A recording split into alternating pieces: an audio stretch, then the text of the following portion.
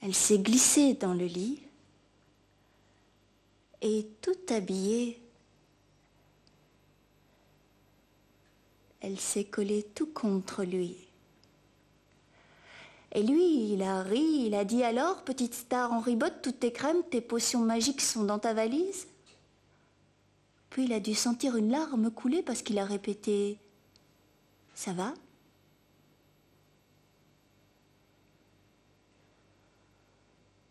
C'est-à-dire que je viens de faire un test de grossesse.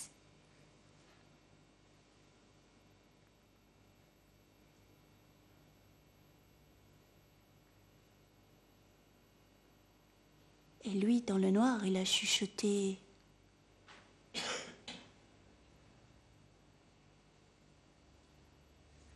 Tu veux bien un petit bout de moi? Oui. Et toi?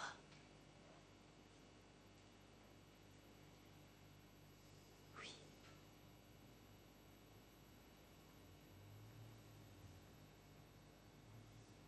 Il faut que je te dise, cette histoire, elle a failli jamais se passer.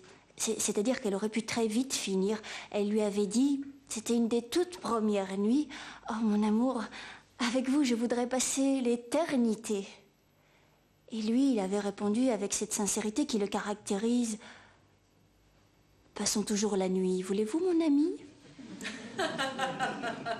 Alors désorientée, elle avait passé la nuit dans le canapé de la pièce d'à côté. Mais heureusement, Amadouce était là, tout en haut, qui veillait au grain, et ils ont continué à se fréquenter assidûment.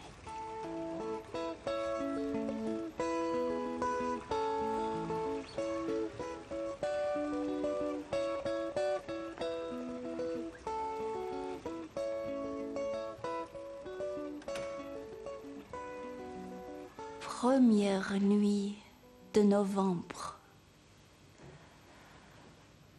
Ils se sont retrouvés, enfin, ventre à ventre, après tant de retours et de départs trop rapprochés.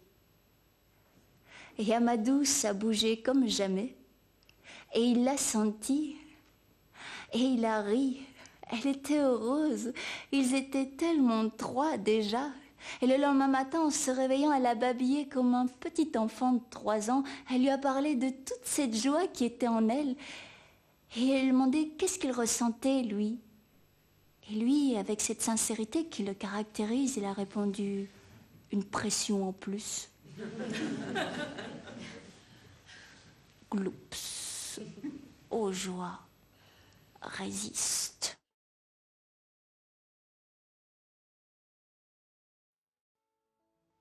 Amadouce, Amadouce, je t'appelle Amadouce, parce que depuis que tu es en moi, la vie me fait moins peur.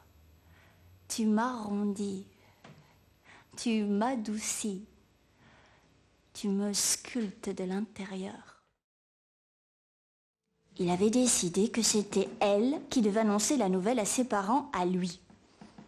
Mais je les ai vus qu'une fois. Justement qu'il avait dit, ça sera l'occasion de faire plus ample connaissance. Et puis dans l'histoire, la force poétique, c'est toi, non? Allez, fais-toi un peu confiance et tu verras que tout va bien se passer. Et c'est comme ça que par un beau dimanche après-midi de juillet, les voilà partis pour visiter la famille. Et comment est-ce qu'elle allait leur dire? Et comment est-ce qu'elle allait leur dire? Et puis voilà qu'à peine arrivée, voilà que la première question que sa mère lui pose, c'est « Alors, quoi de neuf ?» Ah ben, il y a toujours du neuf, hein. Justement, on voulait vous dire, le café est prêt. Qu'il a dit le père. Alors tous les quatre, le père, lui, la mère et elle, ils se sont installés autour d'une table, autour d'une tarte. En fait, non, il y en avait 4. Une au sucre, une à l'ananas, une aux cerises et une au riz. Chacun une qu'elle avait pensé terroriser. Ah ben moi, ça sera une au riz, oui. Donc on voulait vous dire ding dong.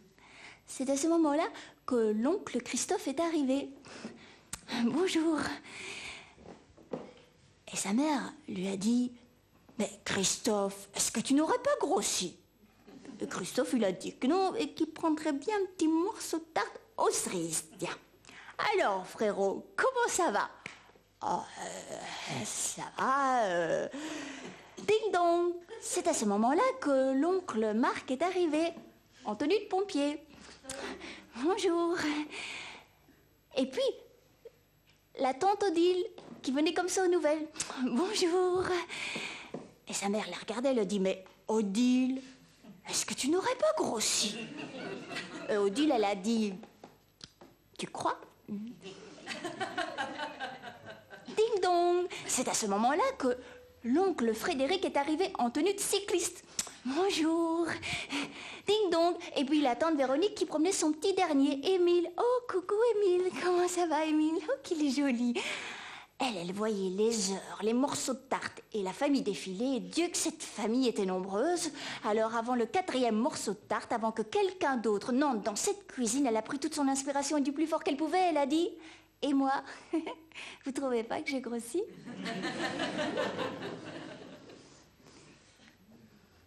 Silence.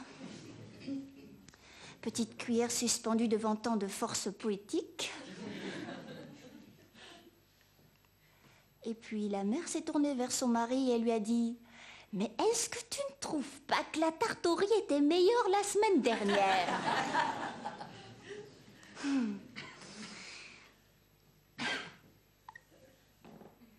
Heureusement, la tante Bernadette avait tout compris. Elle lui a fait un clin d'œil et lui a dit « T'inquiète, on va y revenir. » L'oncle Manu, après un regard de connaisseur sur sa poitrine, lui a dit « Ça c'est pour janvier, non ?»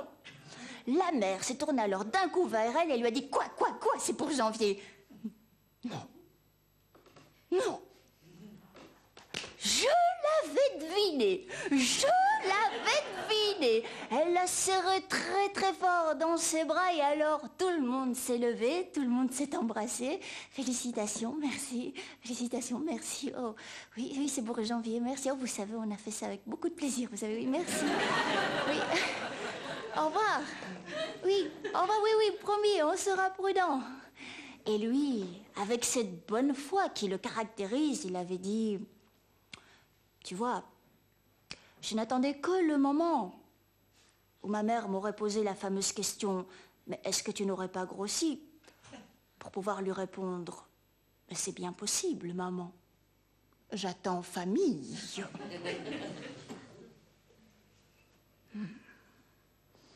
C'est en septembre.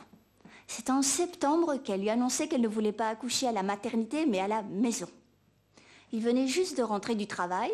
Il avait encore son manteau sur le dos. Il lui a dit « Attends ». Il s'est allongé sur le canapé. Il a dit « Répète ». Alors, elle a répété qu'elle ne voulait pas accoucher à la maternité, mais à la maison.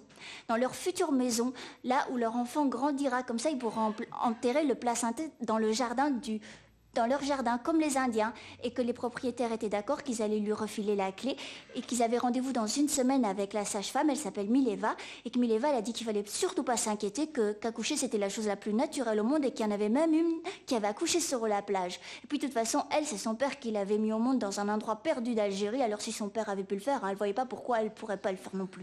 Et puis de toute façon, l'hôpital, c'était pas un endroit pour donner la vie, non, parce que sa mère, elle était morte toute seule dans une chambre aseptisée et ça, jamais elle se pardonnerait. Non, jamais. Elle voulait que son enfant naisse au monde dans un endroit humain, c'est-à-dire un endroit où elle se sentait bien, où elle pouvait faire ce qu'elle voulait. Et puis, de toute façon, ils n'avaient pas d'assurance, hein. Ça coûtera drôlement point cher d'accoucher à la maison. Et lui, avec ce bon sens qui le caractérise, il avait dit... Promets-moi une chose. Lorsque tu mourras, tu feras cadeau de ton cerveau à la science.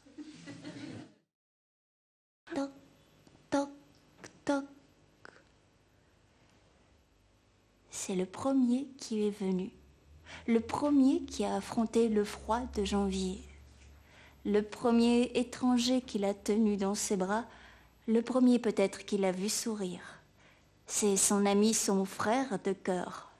Il est venu voir cette fameuse création qu'elle a répétée secrètement pendant 9 mois. cette unique et première création qu'elle a réalisée de bout en bout sans son intervention. Et maintenant qu'il la voit, il peut enfin dire son opinion. Il a enfin voix au chapitre. ¡Qué guapa eres! Me cago en la leche, es la más guapa del mundo. Amadouce ferme les yeux. Elle savoure chaque mot de sa première leçon d'espagnol. Sûre qu'elle va les retenir. Première nuit. Première nuit à 3 dans le même lit. Première nuit à la lueur de la bougie. Première nuit émerveillée, écarquillée à s'en brûler les yeux. Elle est belle, hein? Oui. T'as vu ses yeux? Oui. T'as vu ses lèvres? Oui. C'est nous qui avons fait ça. Oui. Entre autres. Allez, dors maintenant, tu dois te reposer. Allô, Mileva? Dis-moi, ça s'écrit comment ton prénom, avec un accent grave ou aigu? Ah, chez vous, il n'y a pas d'accent. Et dis-moi, tu sais si ça veut dire quelque chose? C'est d'origine indienne? Et ça veut dire... Oh, c'est joli. Bienvenue.